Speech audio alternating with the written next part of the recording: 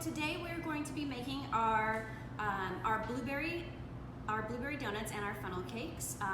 Again, we talked about sidecar last week. I love sidecar donuts. I think they're amazing, and like Sarah mentioned, I used to take my students there, and we would go on just a random Tuesday at 10 o'clock, no special time, and the line would always be out the door and around the corner. And I took them there because I love showing them kind of just this demand for this product, and those donuts would come straight from the deep fryer into the glaze, right into the pastry case, and as soon as those donuts touched the pastry case, they went straight into a box and they were gone. It was just, people just loved them. And so today I'm gonna be making a blueberry donut that's kind of like Sidecar's huckleberry donut. Huckleberry is similar to a blueberry, but it's not as sweet. It's a little bit more tart and a little bit more red, but I'm gonna use blueberries today. If you don't want to make blueberry donuts, then you can simply just omit them from the recipe and do any different flavor profile that you like. And then in addition to that, we're going to be making funnel cakes. Funnel cakes are really, really easy. I love making them with my kiddo. I'll also take this when we go camping. We love to camp. And the mix is so simple. You just have it pre-mixed. And then when you're at your campsite, you just go ahead and drizzle in that batter, and then you have a hot dessert without needing an oven. So that's really great too, okay? Okay, so we're gonna go ahead and get started. Before I start my funnel cake or my donuts, the first thing I'm going to do is I'm gonna make all the toppings and glazes for those finished products, so that when my donuts and my funnel cakes come out of the fryer, we can simply garnish them and eat them while they're still warm, okay? So the first thing that I'm going to do is, or the first thing that I have here for you guys is, this is my scented sugar. It is lemon and thyme. I want to see if you guys can see that. Can you guys see all that lemon zest and thyme in there? It's really great. Sugar is a natural preservative, so anything that you put in here is going to permeate your sugar. It's going to give it an amazing taste and an amazing smell. And it's a great way to kind of utilize your leftovers. I love to put, after I've scraped the vanilla beans out of my vanilla bean pod, I'll stick that in my jar of sugar, and then you have vanilla sugar, and I add that to my coffee every morning, so it's a great way to kind of use other things. I also love baking with herbs. I'm kind of a little addicted to it. I'm usually trying to slide them in wherever I can. And for me, I look at herbs the same way a chef would look at herbs. It's going to enhance the flavor of whatever it is that you're making. I think, it's a lot of people agree that lemon and thyme go really well with each other, and lemon, thyme, and blueberry is a great combination, so that's what I'm going to be using today. Okay? So I have here my sugar. I went ahead and just zested and fine chopped my thyme into my sugar, but if you wanted to, you can simply just put in a whole peel of lemon or a whole sprig of thyme or whatever it is that you want, and then just let it sit in the jar. But I like the way the specks look on my donut, so I went ahead and chopped it up, okay? So that's set and ready to go, okay? So I'm gonna go ahead and now set that aside. That is done. Okay.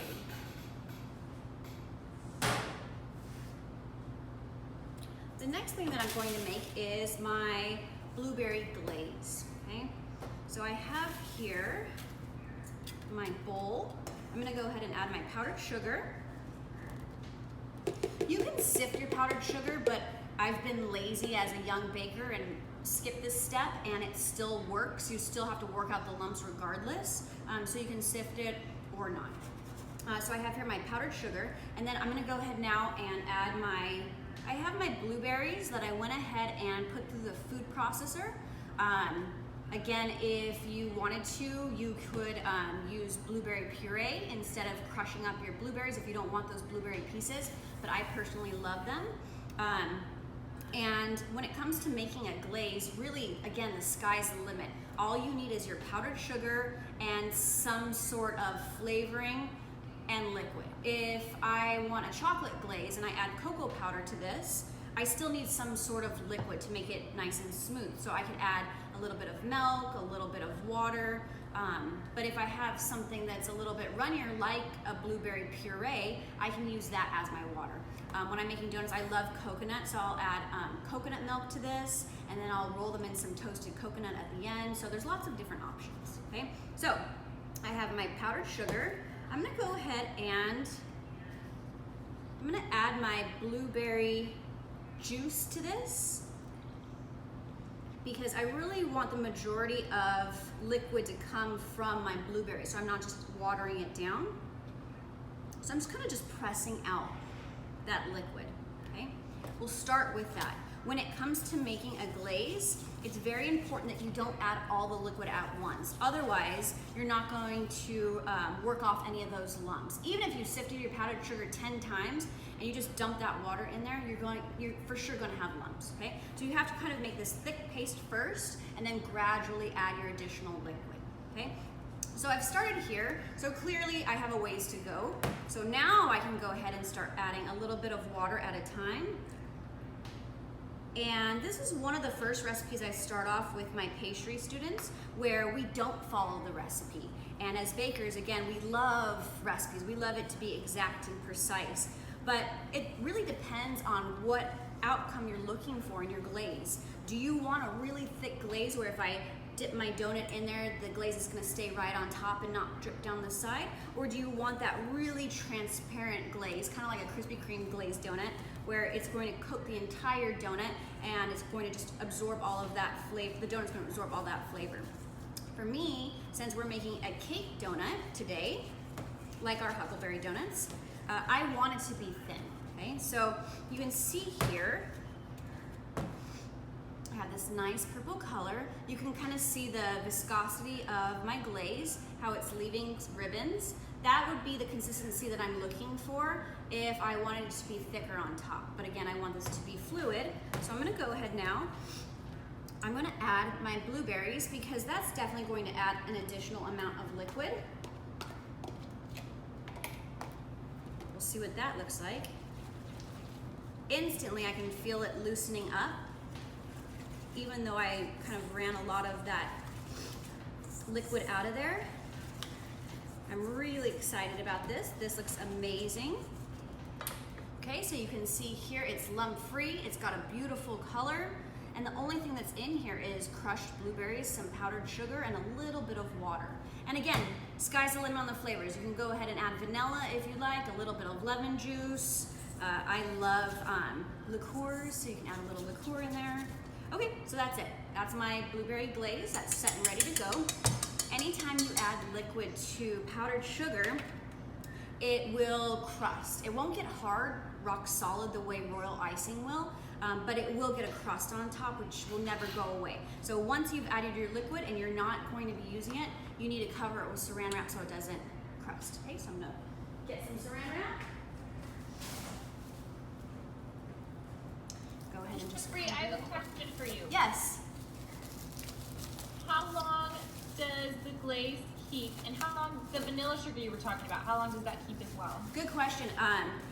When it comes to both of these, have a lot of sugar in it. It's very similar to making jam, where it's a preservative, so it will extend the shelf life. It really depends if there's a lot of liquid or not. In the refrigerator, this glaze should last you up to 2 to 3 weeks. And with your scented sugar, if you put it in an airtight container, it could last up to a year. And it does depend what you're putting in there, but you have at least 6 months for your scented sugar. So I love making it at Christmas time as well and giving them away as gifts. It's economical and people really love it. So you have both of those. Okay, so I have my sugar, my glaze. Those are both relatively quick and easy. So now I'm gonna go ahead and start on my strawberry topping.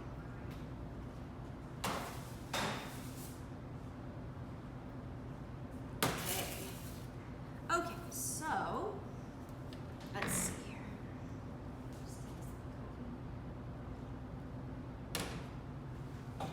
Okay, so for our funnel cakes, I'm really a purist. I love just powdered sugar on top.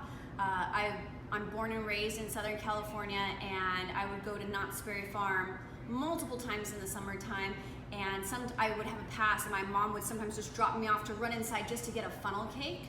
and we would just get plain old powdered sugar, but I know a lot of people really like strawberry topping, so I'm gonna show you guys how to make that. I have here frozen strawberries that were left over from another project that I was working on. I had too much, and so I went ahead and just froze them individually, and so now these are thawed. You can see they're a little bit softer than if they were fresh, and they also have a little bit of that juice in there. These are going to cook a little bit faster than if they were fresh. I also have fresh strawberries in the garden the other day, so if you happen to also have those going on in the garden, you can use them fresh as well, okay? So let's go ahead and get started. I'm gonna go ahead and I'm gonna add my strawberries to my pot. These strawberries were pretty large. I like the idea of the half strawberries, but some were really big, so I went ahead and cut those into quarters. It's just really a matter of your preference. So I have half strawberries that have been thawed. Those go into my pot. Okay, I'm also going to add my granulated sugar and my lemon juice and water. You'll note on the recipe that we're going to be making a cornstarch slurry. So from my water, I'm gonna go ahead and reserve 1 tablespoon for my slurry. So go ahead and just, when I'm scaling it out, I just go ahead and set that aside just so I don't accidentally forget and just dump it in. Okay, so that's all mixed in there. So you can see that looks good. It smells amazing. So now I'm gonna go ahead and stick this on the stove over medium heat.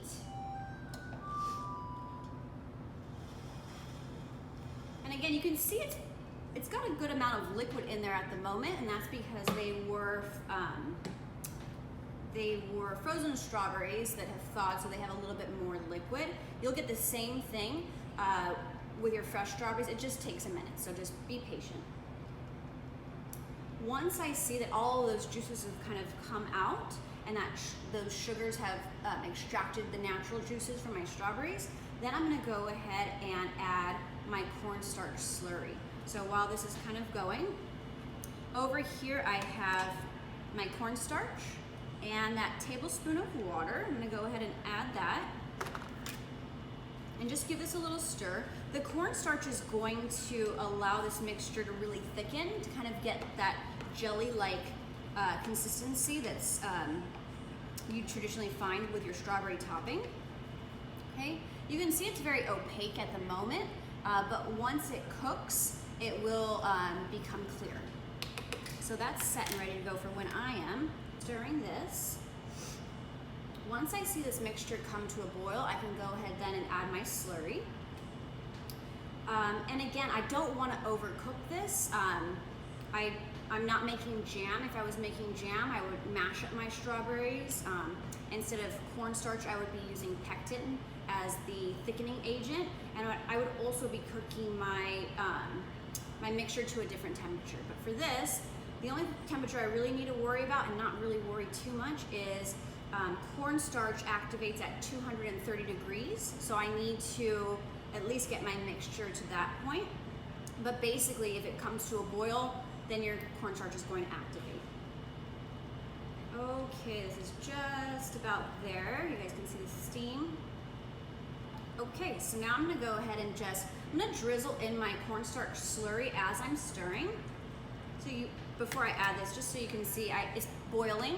I have these juices, but it's very watery right now. So once I add my cornstarch slurry, it will thicken.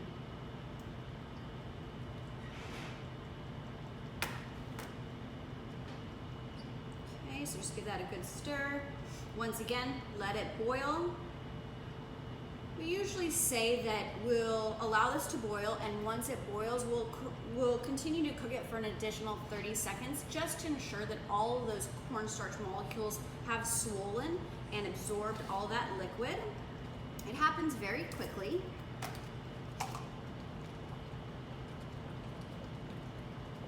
And again, you can do this with any type of fruit, whatever you have on hand. If you want to skip this and you're a little lazy, which I sometimes am, or maybe I don't want to be over a hot pot in the summertime, I'll cheat and I'll just take some fresh fruit. I'll add a little bit of jam that I have in my refrigerator, and I'll just mix those together and let them sit at room temperature, and that jam's also going to kind of create this syrup. So that's it. Okay, so you can see that's much thicker than it was before. It was at a full boil. Brenda, doesn't it smell amazing? It smells so good. So there you go, okay? It's really nice. So now I'm gonna go ahead and transfer this back to my bowl. Okay, get all those juices. Okay, and that's it for my strawberry topping. So you guys can see it there. It smells and looks amazing, okay? What I don't want to do right now is I would not want to cover this with saran wrap because it's very hot, and that saran wrap is going to trap a lot of that steam. It's going to create condensation, which is then going to get into my mixture, and it's going to water my my topping down. So just let this sit at room temperature until you're ready for it. Once you do use this, or if you want to make this in advance, once it's kind of cooled down a little, then you can put it in an airtight container. And this has a shelf life of about a week, 2 weeks, depending on what kind of fruit you have going on. Obviously, if you see a little bit of mold growing, then that's when it's past its prime. Okay. All right. So we have here our strawberry topping. We have our beautiful blueberry glaze, and we have our thyme and lemon scented sugar. So we're all set for our toppings. Now we can get to the main attraction, which is going to be our donuts and funnel cake. So let me just get these out of the way. See if I can show them. Okay. Yes, are you available for some questions? I am, absolutely. Thank you for reminding me. Awesome. Go ahead, Christy. Hey, I actually think Ron and I had the same question. Ron, we wanted to know what other types of fruit could you use? Really whatever you like. There's certain fruits that won't do so well. Something like a banana, a lot of melons, those types of fruit aren't really ideal. Berries are great. I love to use a lot of stone fruits. So in the summertime, I'll use peaches or plums. In the fall, I'll use apples or pears. The tricky thing about all those fruits is they all have different levels of liquid, as well as even 2 peaches. I can get a peach that's so soft and juicy, I gotta eat it over the sink, and then I can have a peach that's really firm. So you've gotta just kind of know your fruit and play around with it a little and cook it until it's at the desired point and consistency that it is that you're looking for. Okay. Any other questions? Yes. Another question from Andre. Can these recipes, especially the donuts, can they be baked? That's another great question. I know frying is definitely sometimes scary for a lot of people. We'll definitely talk about the different tricks so that you feel comfortable with frying. You can bake this. In LA, very popular donut is a faux nut, which seems so wrong if you love your donuts, but it's actually really good. It's more along the lines of a cake in the shape of a donut with the glaze, but it is another alternative. Deep frying or frying a pastry is obviously not healthy, but if you do it properly, which I'll show you in just a little bit, it's actually not that bad, or it's the equivalent to another pastry that has a lot of butter in it, like a croissant. It's not deep fried, but it's got a lot of butter in it as well. As long as you're frying it properly, your donut should only absorb a little bit of the oil that you're frying it in. So again, it's definitely not healthy, but what pastry is. So, but yes, you can bake it. They sell special donut cake molds. They look kind of like muffin tins, but they're in the shape of a donut. So yeah, I love a good faux nut. Any other questions? Good. I think we're good. Thanks, Chef. Okay, great. You're welcome. Okay, so I'm going to start making both of my batters in just a moment, but before I begin, I'm going to go ahead and turn my oil on. Excuse me. I have here a cast iron skillet that I'm going to be using today. I normally would not use this because it's very shallow, but I really wanted you guys to see the action that's going on in here, so hopefully I made an okay choice, but I would normally use a taller pot, a stainless steel pot ideally, or if I was at home, I would use my, my Dutch oven as well. But I have here my skillet so that you guys can see what's going on. I also have, I'm frying in canola oil today. When it comes to your frying oils, you could use vegetable shortening, you can use lard, you can use any type of, we often call them frying oils, peanut oil, canola oil, vegetable oil. Those are all really great.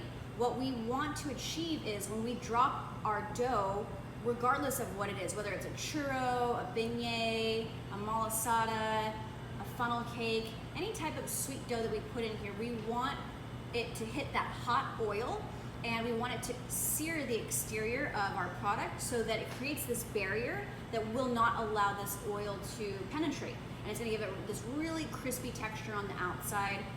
So as much as I love butter, you would not want to fry your donuts in butter. You're thinking, oh, butter's amazing, that's what I'm gonna do because it's gonna taste great. Unfortunately, that won't work. Certain fats just have a much lower smoke point, and it's not ideal for frying. I also wouldn't recommend using an olive oil or a grapeseed oil. Those are gonna really take on a lot of those flavors, which I don't want for my donut, okay? So I have my pot on here. Oh, another thing to note is I have this amazing high-tech thermometer that I'm using here for my induction burner, and it's gonna tell me the exact temperature. You definitely wanna have a thermometer when you're frying because that temperature is so crucial to getting a good product. You want to make sure that you're attaching your thermometer prior to turning on your hot oil. There's nothing worse than having a hot pot of oil and you're trying to clip your candy thermometer or your frying thermometer onto the side. So make sure you do that first and then go ahead and turn it on. So I have this going at medium heat. And I'm such a Girl Scout. Safety is very important to me. At home, I have, just like we do in our professional kitchens, I have my little fire extinguisher, my kitchen one, underneath my sink in case I need it. If you don't have one and you're a little nervous, you can also you can have a little baking soda on hand in case you have a little accident. But just keep in mind that you obviously want to be safe when you're frying. Okay, so this is going. I'm actually just going to scoop this just a pinch. And you could see how if it was taller, I'd be able to kind of be a little bit more comfortable. I have this over medium heat, and I want this to come to, for my funnel cake, I'm actually going to be frying at 170. And for my donuts, I want a little bit lower of a temperature, which is going to be 155 or 160. So since I'm going to do my funnel cake first, I have it going and set to 170. Okay, so now we can go ahead and make our batter for our funnel cakes. Again, super easy. I have here my sifted flour. Oops, I got ahead of myself, hold on. You could do it this way. You could add your wet ingredients into your dry or your dry into your wet. I just happen to prefer starting off with my wet in my bowl. So I have here my milk, make sure it's at room temp. I have here my egg. I'm gonna mix those together. This is very similar to pancake batter. It looks like it, it's just a little bit runnier. I also have granulated sugar, and I like to put a little bit of cinnamon in it. If you don't like it, you can omit that from the recipe, or you can add a little nutmeg or any other type of spices and flavorings that you like. So mix that well, and then I'm gonna take my dry ingredients, my flour, my leavener, my salt, and I've gone ahead and sifted this. So this is sifted and ready to go. So I'm gonna go ahead and add my dry into my wets. Mix that together. I wanna make sure there's no lumps, but I also wanna make sure that I'm not what? Brenda? Got it, keep going. Over whisking. Good. Over mixing, yes. Okay. I don't want to over mix this because I don't want my batter to be too tough, but I also don't want flour lumps. So just gonna go ahead and give that a good mix. And once you see that it's mixed thoroughly, go ahead and stop. Okay, nice and smooth. That looks great. Okay, so what I'm going to do is I'm going to transfer my batter to, I have a squeeze bottle and I've cut a really large tip at the top of that. You could also use an actual funnel, which I think is a little tricky. They have special funnels with handles so that it'll, you can allow just a certain amount at a time. Some people use funnels at home. It's tricky to kind of keep your finger, I think, and move it around without it making a mess. You could also use a heavy-duty Ziploc bag, put your batter in there, and then just cut the tip off at the end as well. But I personally like a squeeze bottle. So I'm gonna go ahead and transfer my batter into my squeeze bottle, and hopefully I won't make a mess. This is going to yield about 2 to 3 funnel cakes, depending on how large you make them. Whoop, making a mess. On live TV, that's terrible. Okay, so that's all set and ready to go.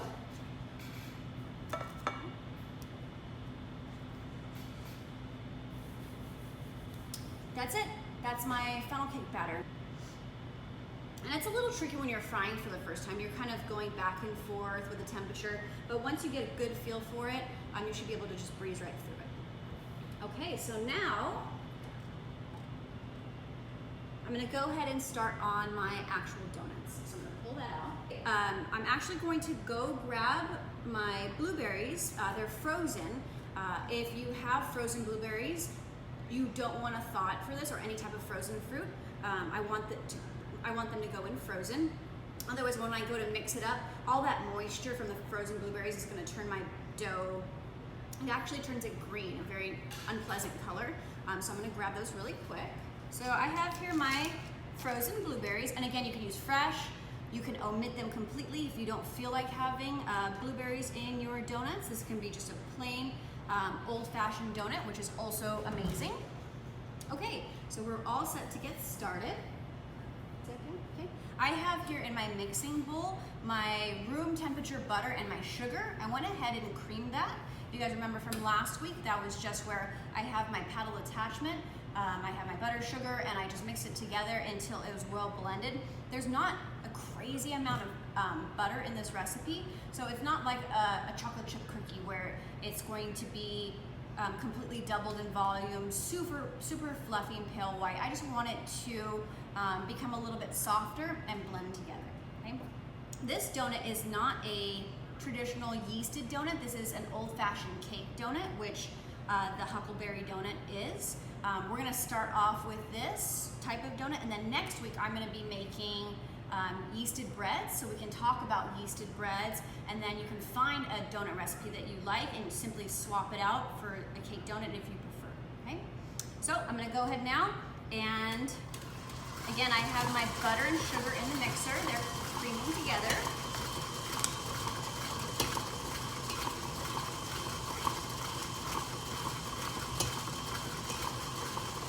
Okay, I'm gonna go ahead now and add my 2 eggs, one at a time. And like always when we're baking, it's very important for your ingredients to be room temperature unless it specifies otherwise. I'm gonna go ahead and just scrape down the bowl in between each addition of egg.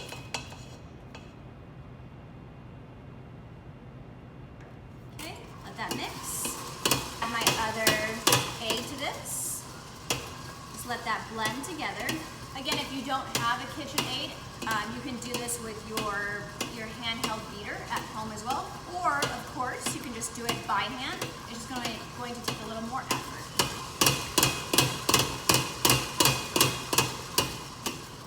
Okay. So I want you guys to see the consistency that I have here. Okay, you can see it's very batter-like. It's well emulsified. I can see that my fats have not separated. That's because they were at room temperature. They're well blended, so that's ready to go. Okay? So now, I'm gonna put this back on. Just pop that on.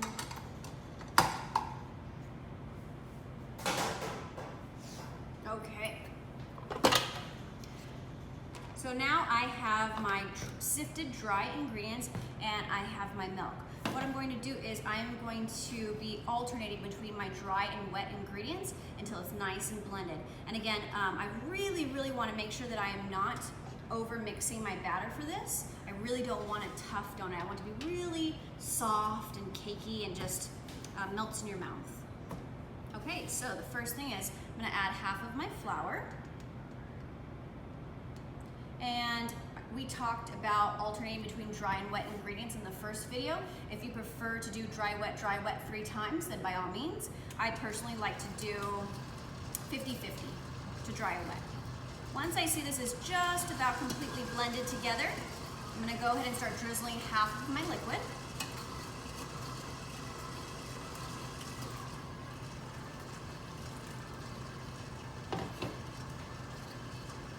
Okay, and then scrape it down. In baking, we constantly scrape, just to make sure that everything is really cohesive and well blended.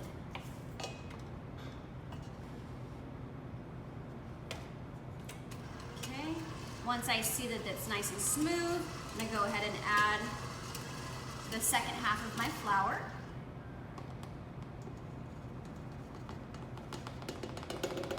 For my dry ingredients. Okay, I'm gonna go ahead and turn that on medium speed. Okay. And once again, the other half of my liquid, I'm just gonna drizzle that in there.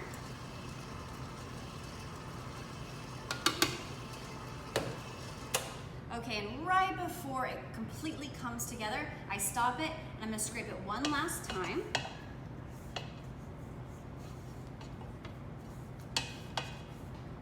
I have a lot of flour at the top of my bowl, and then I have a lot of butter and sugar at the bottom, so I want to make sure that that's well blended, but not overmixed.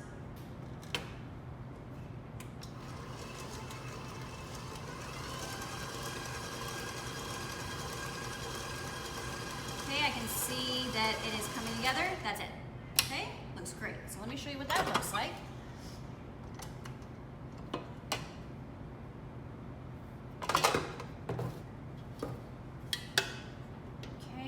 Really shaggy type of mass. It's not smooth or cohesive, but I also don't see any flour streaks or any wet streaks in there as well. It is well blended. Okay?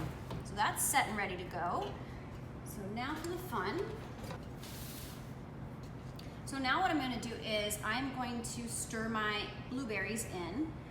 Very similar to if you were making a muffin. If I use the paddle attachment to mix these in, it's going to be too aggressive and it's going to really break up my fruit, which I don't want.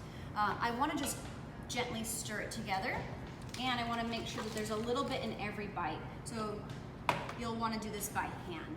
Okay, so you can see in there. I'm going to go ahead and just blend that in.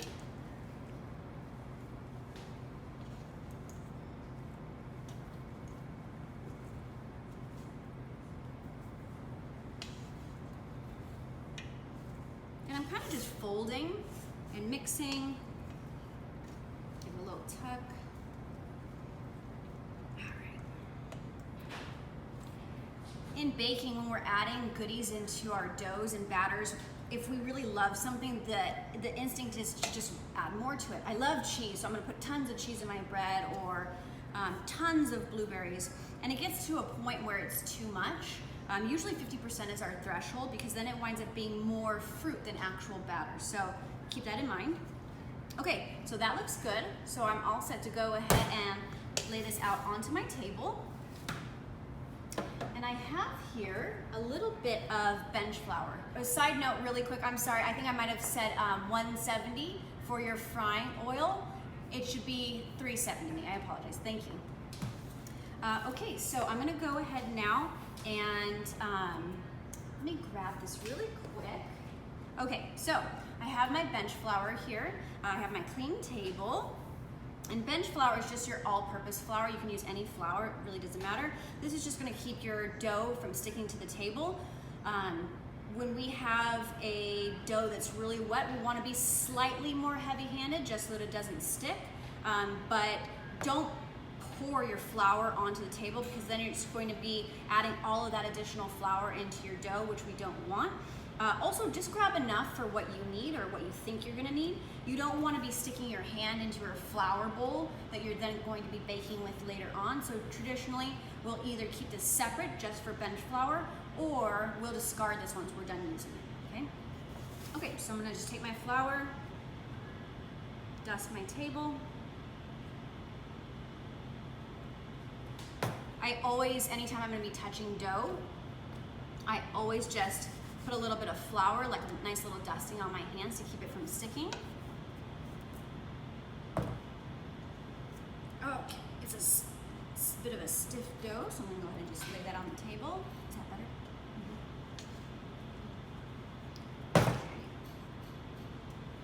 Chef Bree, Yes. another question, if it's okay. Please. If you were to bake the donuts instead of fry them, is there any alterations that need to happen to this recipe? Yes, you would want a donuts batter specifically for, I would look for a faux nut batter recipe, because it is different. Those batters are much wetter.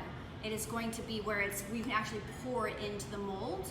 You could put this onto a sheet tray and bake it at a really high temperature. I've never done it, so I'm not quite sure what the results would look like. But I recommend finding a batter specific for your needs. Okay? Okay, thank you. You're welcome. Okay, so I have my batter on my surface. I'm gonna go ahead now and I'm just going to toss a little bit of flour on top, just so that when I go to roll this, it's not going to stick to my rolling pin. I'm just kind of patting this down. And I like to just kind of tuck it up. You don't have to use a rolling pin for this if you don't have one. You could also just pat it down with your hands. But I want it to be as even as possible, so I'm gonna use a rolling pin, and I'm just going to lightly flour my rolling pin so it doesn't stick. And then I'm just going to very gently roll my dough out. And anytime I'm rolling dough, I always want to just kind of get underneath and make sure it's not sticking to the table. I can feel it sticking a little bit here, so I'm just going to go ahead and kind of lift that up and just move it around a tad. There's nothing worse than rolling out dough and then you go to move it and it's glued to the table. You've just lost that shape, so make sure it's not sticking. I'm going to roll this to about a ½ inch in thickness. And if you feel that it's getting a little sticky, just go ahead and flour your rolling pin a little bit more. I think a lot of people, when they're first making donuts for the first time, they're thinking of how thick they want their donut to be. So they'll also roll it to that thickness, but keep in mind, I do have my baking powder in here, and once it comes into contact with the heat, it is going to expand and rise, and you don't want it to be too large or too thick.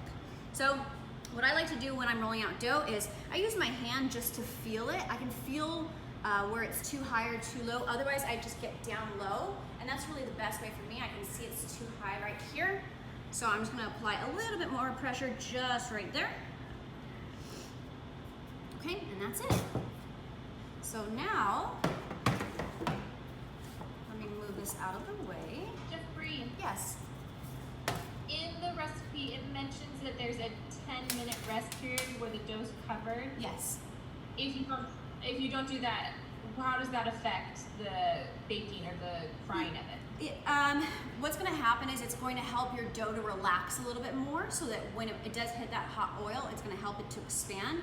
With these cake donuts, you're going to notice that they get rips and tears along the side, which is traditional with this type of donut. So it's just going to just let it relax a little bit more. By the time you get your donuts set aside and you get your oil to where it needs to be, it's usually at that time anyways. So yeah, we should be good to go. And again, with any dough, when it's sitting out at room temperature or sitting out period, you always want to make sure that it's covered. Dough has a tendency to dry very quickly, so keep that in mind. Okay. All right, so I'm gonna go ahead now and start start cutting out my donuts. They actually sell donut cutters. It's a ring within a ring, which is pretty nice. I don't have that, so I'm taking my my set of round cutters, and I'm gonna go ahead and do it myself. You can make these as large or as small as you'd like. I have here a 3-inch round. I'm with a 1-inch center that's a little bent, so I'm actually gonna make a nice little hole. There we go. Okay, so I have those two. If I was going to be making a jelly-filled donut, I wouldn't want a hole. I would just go ahead and just cut it out and around, and then I can fill it with jelly, pastry, cream, anything else later, okay? I also like to just kind of take my cutter and just give it a little run through with the flour on the table, and then go ahead and just start cutting it. You always want to cut right to the edge so that you yield as many as possible.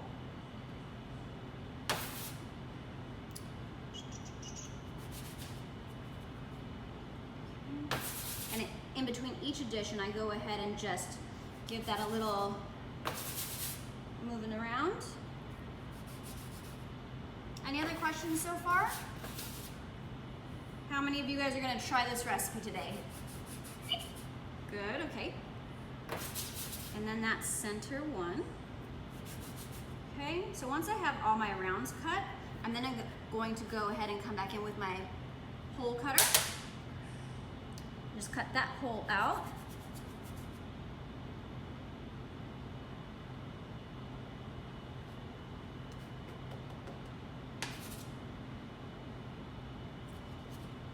And save your holes because they're going to be your nice little donut holes. So you just set those aside.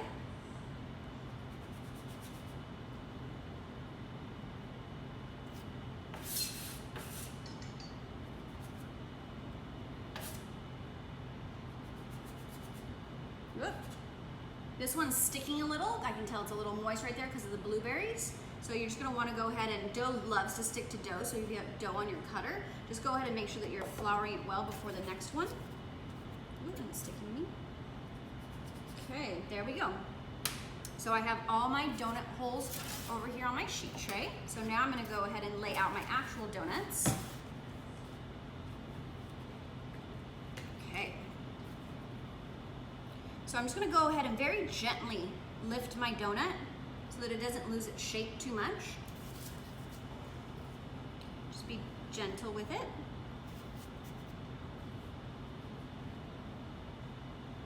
You could also take your scraps and re-roll your dough once more.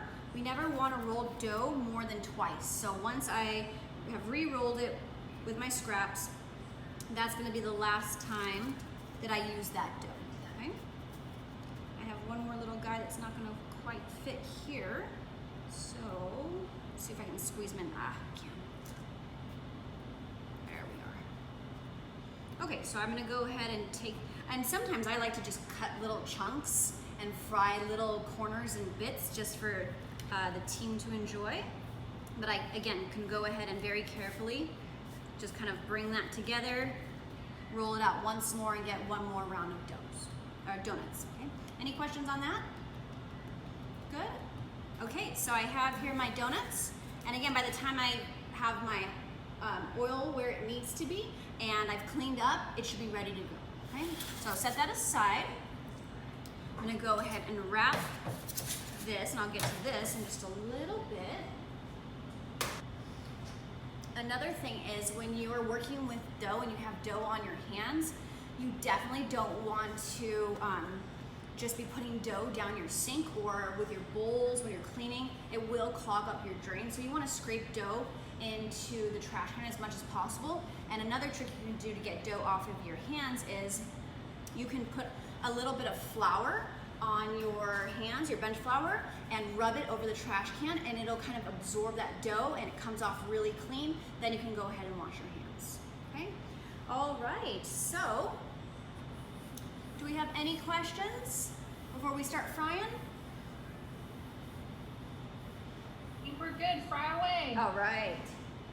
So I have here my funnel cake batter, and I have a plate to put that on once it's ready.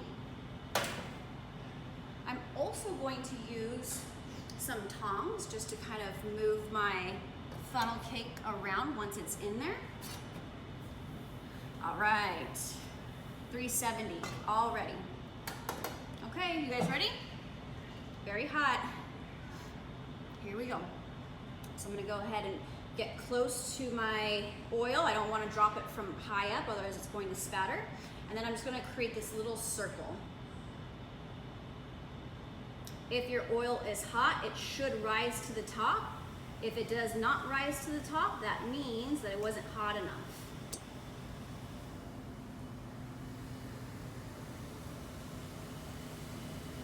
Okay, and you can put as much, like if you want a really thick funnel cake and a lot of dough, then you can put more. If you don't, then and you want kind of just this even layer, you can do that as well. But you just want to kind of swirl it all around. I'm going to give this about 30 seconds on one side. I'm going to flip that over and give that another 30 seconds on the other. I have my plate ready to go.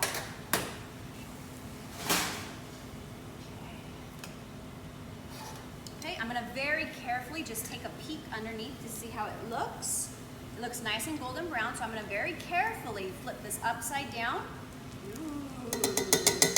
And anytime you're frying and you take it out of the oil, it's still going to get a little bit darker, so keep that in mind as well. The main thing is I don't want it to be burnt on the outside and doughy on the inside, so that correct temperature is really, really important. All right, I'm just going to take another peek. 10 more seconds. And sometimes these little bits like to float around, so I always like to clean those out before I add my next batch of whatever it is I'm making. Okay, so that was 30 seconds. I'm gonna go ahead and let that drip. Get rid of that excess oil. Okay, move that to my plate. Okay, so now I'm just going to dust this with a little bit of powdered sugar. Whoop, don't go anywhere. I used to ask for extra powdered sugar. And of course you have to eat it hot, that's the beauty. Okay, so there's my funnel cake. And then I'm gonna go ahead and top it now with my strawberries right in the center. You can see that really nice sauce. It's still warm, so my sauce will thicken up as it cools. Okay, one more little guy right on top. All right, there we go. Okay, break that little guy off. There you go. You have your strawberry funnel cake, okay? And it smells amazing. Brenda can eat this in just a little. So that's it, okay? So I'm gonna set that to the side. Okay, so I'm now ready for my donuts. The oil is running a little hot, so I need that to kind of come down a little bit in temperature. With my cake donuts, what I want to have happen is as soon as they come out of the fryer, if I'm going to be tossing them in cinnamon sugar or my scented sugar, I really want to add those while they're still warm. That heat's going to cause that sugar to stick to the side. If I wait till they cooled off, then the sugar's not going to stick. So I want to make sure I have my sugar bowl ready to go as well. Okay, so that's ready. Okay, in addition to that, when I'm frying, I also want to make sure I have a sheet tray ready with some paper towels to absorb any additional oil that might come off of my donut. I'm going to be using this slotted spoon. You could also use a spider as well. Let's see. One of these bad boys. Those also work really great. Sometimes some people have a little bit harder time controlling it with this. You could use chopsticks as well. That's a little tricky, but I also enjoy that. And then the last one is tongs. I'm not really a fan of tongs. Some people prefer it, but it usually leaves an indentation from the tongs, and I don't like that. So I'm going to be using my slotted spoon. Okay, let's see. Okay, so my heat is a little high. It's at 170. I'm sorry, 370. I keep saying 170. If you don't have a thermometer, which I highly recommend you use, you could also just use, I love to use my donut holes as kind of little testers. So I'm just gonna go ahead and drop one of my little donut holes in my oil to give it a little test. It's also gonna cause the temperature to drop. So I'm just gonna very carefully drop that in there. And you'll notice I get really close when I'm doing this, because if I, again, drop it from high, it's going to not be good for business. I'm gonna do the same thing with my donuts, where I'm going to fry them for about 30 seconds to 45 seconds on each side, and then flip it. And your donut holes are a great way to kind of, especially if you've never fried dough before, it's kind of your testers before the main donuts, or your practice, if you will.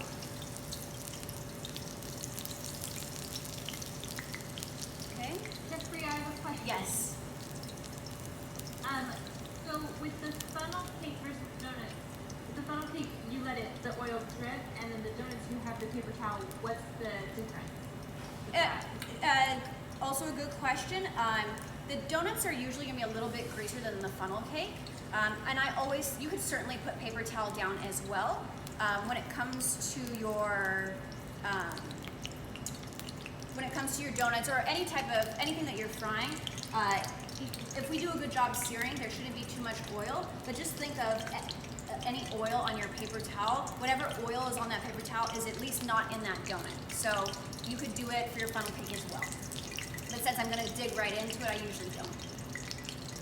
Okay, so my donut holes are tricky. They love to kind of be naughty and roll around. They're not as flat as your actual donuts, so they can be a little bit more challenging. So keep that in mind. But these guys look good. Okay, so you can see here I have my donut holes. Okay, that's a perfect color. And again, they have that nice little split, which is traditional for this type of donut. If I was at home and I had a minute to kill, I would go ahead and crack this open now to see what it looks like inside to make sure that this does look good, and then proceed now with my donuts. I know it does look good, so I'm gonna go ahead and move on. My my temperature is at 360, which is perfect. 355 to 360. So now I'm gonna go ahead and dip these guys in. Again, very gentle, because they kind of want to lose their shape. I wouldn't do more than 2 or 3 at a time.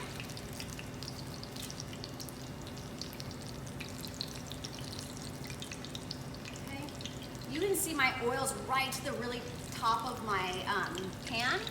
You want at least 2 inches of oil, 2 to 3 inches of oil when you're frying, but if I had a larger pot, I wouldn't have to be so careful with what I'm doing. So just keep that in mind. And you don't want to crowd the pan also, because you want to make sure that your temperature is staying at what it is that you need. And if I add too many donuts, it's going to cause the temperature to drop. So keep that in mind as well. Again, as long as you have nice high heat, you'll get that really nice sear on the outside of your donuts. And it'll be nice and golden brown on the outside, nice and fluffy on the inside. I once had a student that gave me a donut and said, "Chef, try." And I always try whatever my students give me. And it looked beautiful. It was a perfect color. It looked so promising. And then I took a bite of it, and my mouth was just full of oil, because she had cooked it at such a low temperature because she was so afraid of them burning, that it looked like the perfect color on the outside, but that donut acted as a sponge, and it absorbed all of that oil. I could have just squeezed the donut and had like a half cup of oil come out of there. So make sure that you're keeping that in mind as well. Okay. All right, so while that's frying, still hot. You guys can see inside how nice and cakey it is. If you're unsure, you just look in the very, very center, and if you see wet dough, then it's obviously not done, but you can see that that's porous all the way through, so that looks perfect. Okay, so I'm gonna go ahead now and flip my donuts, which I'm wishing I had a taller pan right now, but I'm gonna go for it anyways. You can either go underneath and flip it towards you, or you can press it and go under. I think I'm just going to get a little fork to help me turn it so I don't get oil everywhere. Okay. Ooh. That oil is hot. I remember whenever I'm frying, I always think about this time when I was a little girl. I think I must have been 5 or 6, and my mom was frying tortilla shells, and I thought I was a little chef, know-it-all. And I remember walking by, grabbing a cup of water and dumping it in the hot oil because I thought I was cooking, and it was just an explosion. She grabbed me, and we hid behind the refrigerator door. And so I always think about safety when I'm frying, so always keep that in mind. Okay, these are looking really nice. I'm very excited about these. I'm actually going to go ahead and just move this out of the way. I'm going to go ahead and bring out my glaze because we're just about there. Okay, so again, 30 seconds on each side. And really, I'm not going to truly know if they're done unless I crack one open. Right, that's at Baker's Dozen, that 13th one. Again, is for us to try, so definitely do that. But just keep in mind they're going to be extremely hot when they come out. I have my glaze. I have my sugar. I'm going to break that up with my hands. Right.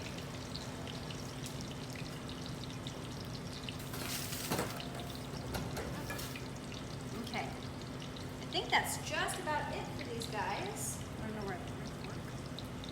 Just going to go underneath. Really try to get rid of any excess oil. It smells so good. Right? Okay. And with your oil, once you're done with it, you just go ahead and let it cool completely. And I just strain out my oil and put it back into my mason jar. And then the next time I need to fry, I will just pull my frying oil out. It does oxidize, so you want to make sure you're keeping it covered. But otherwise, you can use it again and again. I just keep my pastry frying oil separate from my culinary. Like if I was going to fry chicken or fish, I wouldn't want to use the same oil, but you can use it again and again. Okay, so there are my donuts. Those look great. So now that they've kind of sat, I'm going to go ahead and just take one. Actually, I'm going to just put a pair of gloves on for this.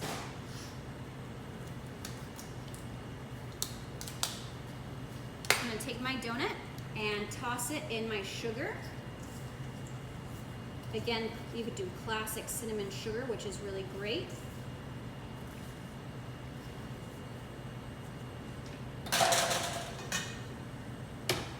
Okay, so you can see that nice cinnamon sugar donut. Lemon thyme for that one. Okay, so I can go ahead and set that aside. And now I'm going to go ahead and do my glaze. Normally I would want this to sit a little bit longer and let these cool a little bit more, at least another 2 minutes. But I'm going to go ahead and just keep things moving along. I'm going to take my donut and I'm just going to dip it in my glaze. Okay. And because it's warm, it doesn't want to set up quite the same. Okay.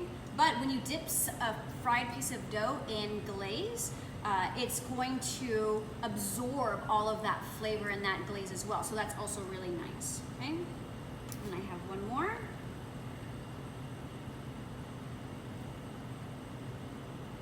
And again, you can make this as thick of a glaze or as thin as you'd like. Okay. So there is that. All right. So I would normally also let this kind of drip and set before I transfer them. It's going to take about 15 minutes to dry.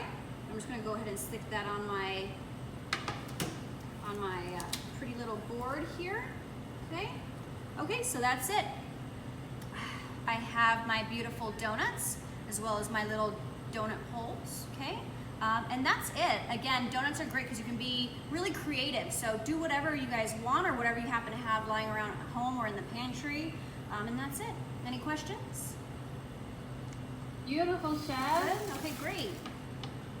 I do have one question. Okay. Someone asked, the oil that you filter out and put in Yes. a mason jar, how long can that keep? They keep for a couple of months. Depends on the oil. Thank you. When it comes to your vegetable shortening and your lard, those have a much longer shelf life. But your oils will keep for about 6 months, as long as you're maintaining it.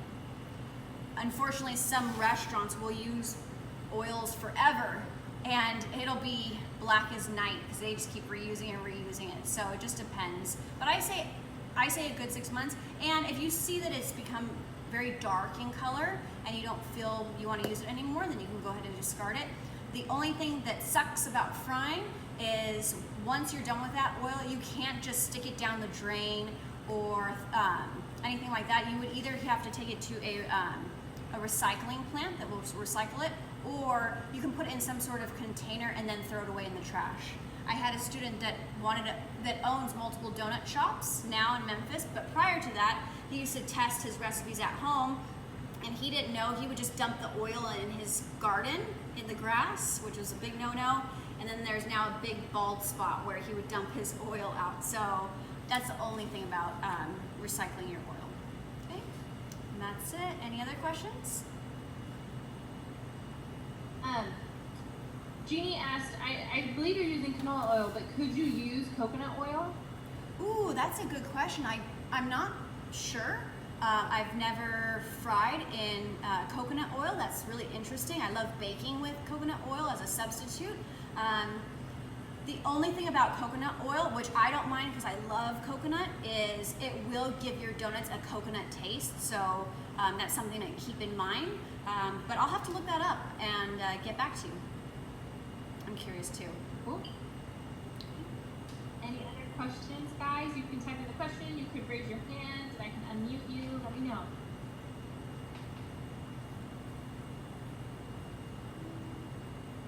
Okay. Okay, well then, thank you again for joining me, guys. Next week we're going to be making breads. We're going to be doing, I've been getting requests for sourdough bread, so we're gonna work on some sourdough bread. And then I'm also going to do some bread animals, which is something that's a lot of fun to do with the kiddos at home. And it's just really creative and everyone enjoys them. But if there's anything that you guys would like to see me make, please feel free to email me or the school. And yeah, we would love to make it because we're having a lot of fun with you guys. If that's it, I will see you all next Sunday. Awesome. Bye, guys. Thanks for coming. Bye, everyone. Thank you, Avery. Thank you. Bye, guys.